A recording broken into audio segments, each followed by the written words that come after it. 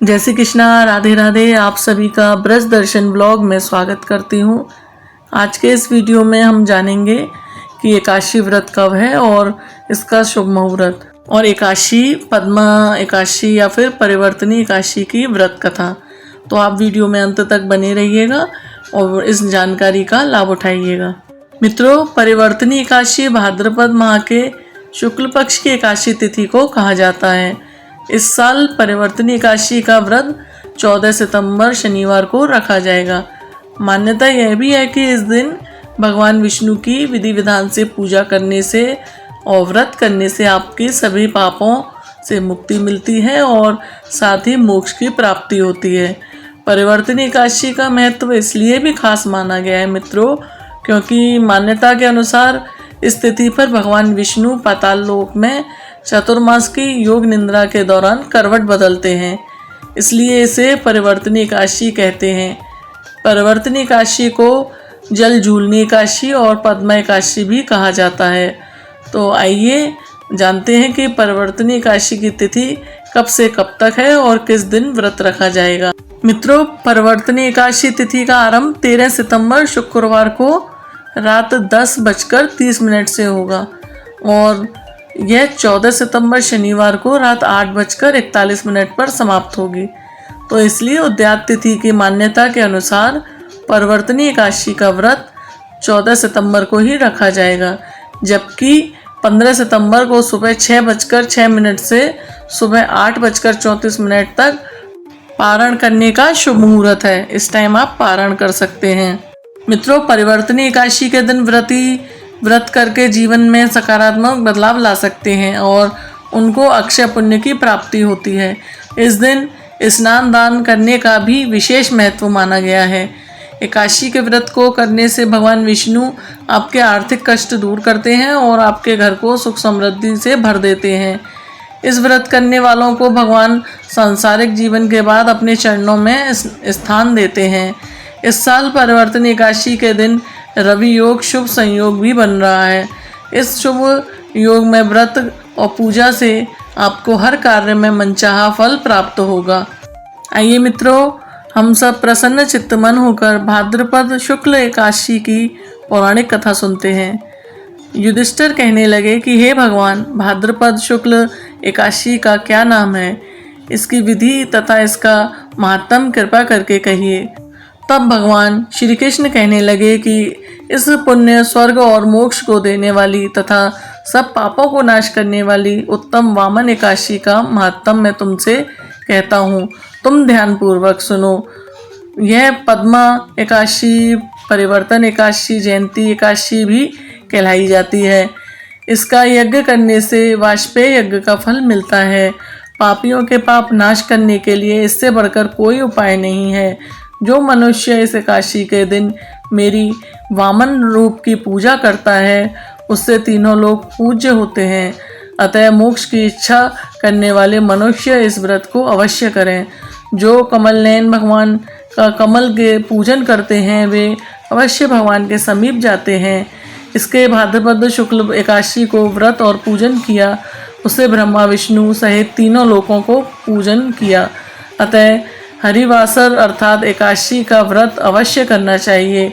इस दिन भगवान करवट लेते हैं, इसलिए इसको परिवर्तनी एकादशी भी कहते हैं। भगवान के वचन सुनकर युधिष्ठिर बोले कि हे भगवान, मुझे अति संदेह हो रहा है कि आप किस प्रकार सोते हैं और करवट लेते हैं तथा किस तरह राजा बलि को बांधा और वामन रूप रखकर क्या क्या लीलाएं की। चतुर्मास के व्रत की क्या विधि है तथा आपके शयन करने पर मनुष्य का क्या कर्तव्य है, सो आप मुझसे विस्तार से कहिए। श्री कृष्ण कहने लगे कि हे राजन, आप सब पापों को नष्ट करने वाली कथा का श्रवण करें। त्रेता युग में बलि नामक एक दैत्य था। वह मेरा परम भक्त था। विविध प्रकार के वेद सूक्तों से मेरा पूजन किया करता था और नित्य ही ब्राह्मणों को पूजन तथा यज्ञ के आयोजन करता था। लेकिन इंद्र से द्वेष के कारण उसके इंद्रलोक तथा सभी देवताओं को जीत लिया था। इस कारण सभी देवता एकत्र होकर सोच विचार करने लगे और भगवान के पास गए।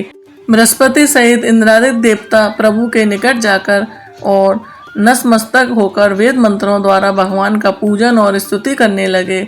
अतः मैंने वामन रूप धारण करके 5वां अवतार लिया और फिर अत्यंत तेजस्वी रूप से राजा बलि को जीत लिया। इतनी वार्ता सुनकर राजा युधिष्ठिर बोले कि हे जनार्दन, आपके वामन रूप धारण करके उस महाबली दैत्य को किस प्रकार जीता। श्री कृष्ण कहने लगे, मैंने वामन रूपधारी ब्रह्मचारी बलि के 3 पग भूमि की याचना करते हुए कहा, ये मुझको 3 लोक के समान है और हे राजन, यह मुझको अवश्य देनी होगी। राजा बलि ने इसे तुच्छ याचना समझकर 3 पग भूमि का संकल्प मुझको दे दिया और मैंने अपने त्रिविक्रम रूप को बढ़ाकर यहाँ तक कि भूलोक में पद, भूलोक में जंघा, स्वर्गलोक में कमर, महालोक में पेट, जनलोक में हृदय, यमलोक में कंठ की स्थापना का, सत्यलोक में मुख, उसके ऊपर मस्तक स्थापित किया। सूर्य, चंद्रमा आदि सब ग्रह गण, योग, नक्षत्र, इंद्रादिक देवता और शेष आदि सब नागगणों ने विविध प्रकार से वेद सूक्तों से प्रार्थना की। तब मैंने राजा बलि का हाथ पकड़कर कहा कि हे राजन, एक पद में पृथ्वी, दूसरे से स्वर्ग लोक पूर्ण हो गए, अब तीसरा पग कहाँ रखूं। तब बलि ने अपना सिर झुका लिया और मैंने अपना पैर उसके मस्तक पर रख दिया, जिससे मेरा यह भक्त पाताल को चला गया। फिर उसकी विनती और नम्रता को देखकर मैंने कहा कि हे बलि, मैं सदैव तुम्हारे निकट ही रहूँगा। विरोचमन पुत्र बलि से कहने के पर भाद्रपद शुक्ल एकादशी के दिन बलि के आश्रम पर मेरी मूर्ति स्थापित हुई। इस प्रकार दूसरी क्षीरसागर में शेषनाग के पष्ट पर हुई। हे राजन, इस एकादशी को भगवान शयन करते हुए करवट लेते हैं, इसलिए तीनों लोकों के स्वामी भगवान विष्णु का उस दिन पूजन करना चाहिए। इस दिन तांबा, चांदी, चावल और दही का दान करना उचित है। रात्रि को जागरण अवश्य करना चाहिए। जो विधि पूर्वक यह एकादशी का व्रत करते हैं, वे सब पापों से मुक्त होकर स्वर्ग में जाकर चंद्रमा के समान प्रकाशित होते हैं और यश पाते हैं। और जो पापनाशक इस कथा को पढ़ते हैं या सुनते हैं या सुनाते हैं, उनको 1000 अश्वमेघ यज्ञ का फल प्राप्त होता है। बोलो श्री हरि भगवान विष्णु की जय। तो मित्रों, आज की इस वीडियो में आपने जाना कि एकादशी का व्रत का शुभ मुहूर्त और पारण का शुभ मुहूर्त और परिवर्तनी एकादशी की व्रत कथा। तो आशा करती हूँ कि आपको आज की ये जानकारी पसंद आई होगी। अगर आपको ये जानकारी पसंद आई है तो आप इस जानकारी को अपने परिवारजनों और मित्रजनों के साथ शेयर अवश्य करें, जिससे कि वो भी इस जानकारी का लाभ उठा सकें। और वीडियो को लाइक करें और चैनल को सब्सक्राइब जरूर करें। जय श्री कृष्णा, राधे राधे।